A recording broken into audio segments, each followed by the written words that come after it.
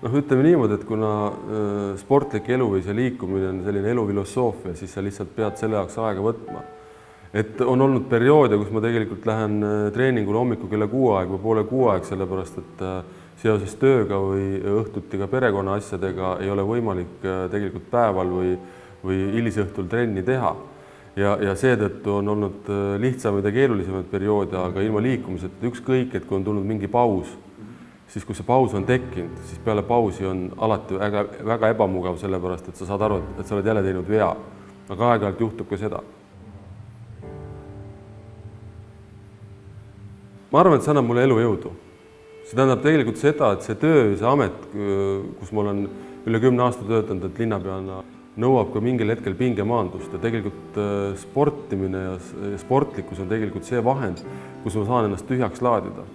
Ja see tunne, mis sul pärast sportimist tegelikult tekib, see on nagu erakordne. Eriti peale seda, kui sa hakkad tajuma seda, kuidas sinu nõndanimetatud sportlik saavutus nagu paraneb. Ja minu arvates on siin hästi mõistlik ja vajalik teha seda, et mitte kunagi üle pingutada. Et ma nimetaks ennast pigem nagu rahvasporti maskotiks. Et ma ei ole endale võtnud eesmärgiks kellegagi võidu ajada. Aga ma jälgin oma nagu keha häält ja tunnetust ja ma soovitaks seda teha ka teistel. Andmine sõltub sellest, et kust poolt vaadata, et kui ma räägin nagu mainest ja rahvusvahelisest mainest ja ka sellest, et linna tuleb väga palju külalisi sellel hetkel, siis see puudutab sellist turismi ja head Tartu keskkonna propageerimist. Kui ma räägin motivatsioonist, siis kindlasti triatlon motiveerib paljusid treenima. Isegi siis, kui nende esimesed katsetused on arglikud, siis igal juhul nad motiveerivad. Mina võin öelda, et mulle oli triatlon nagu taeva kingitus, sellepärast et ma ei kannata väga palju tegeleda ühe alaga. See tegelikult tähendab seda, et kui ma sõidan nädal aega ratast, siis järgmine nädal mind ratas enam ei huvita. Ja see tegelikult tähendab seda, et kui me võtame triatloni, siis see on ääretult mitmekülgne.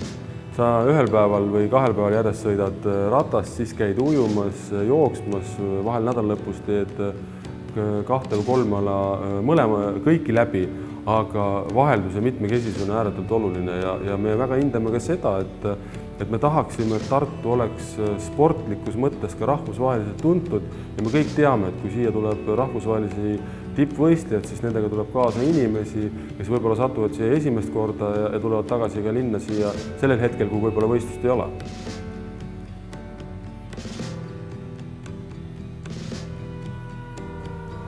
Tõepoolest, et ega me spordi toetamise pärast just häbenema ei pea ja kui me vaatame erinevate suurte sarjade toetamist, olgu Tartu maraton või seesama triatlon, siis seal on ikkagi nagu väga selge eesmärk. Ja kui me vaatame linna elukeskkonda, siis ma väidan, et oleks kvaliteetne elukeskkond, peab olema võimalik teha nii amatöörsporti kui profisporti ja segu ja miks elu erinevatel tasanditel loobki selle hubase ja sellise mõnusa atmosfääri. Ja seda on ka väga paljud inimesed öelnud, kes siia tegelikult Tartusse sportima tulevad. Kui me võtame need lihtsad asjad, et mis meil viimastel aastatel kõige populaarsemaks on osutunud, siis tuleb ju tunnistada seda, et Anne Kanali ümbre kergliiklustee ja Ihaste kergliiklustee jooksusõpradele, rullitajatele, kõndijatele on osutunud väga populaarseks ja me kavatseme seda arendust edasi ajada, nii et selles mõttes on siin meie soov väga selge.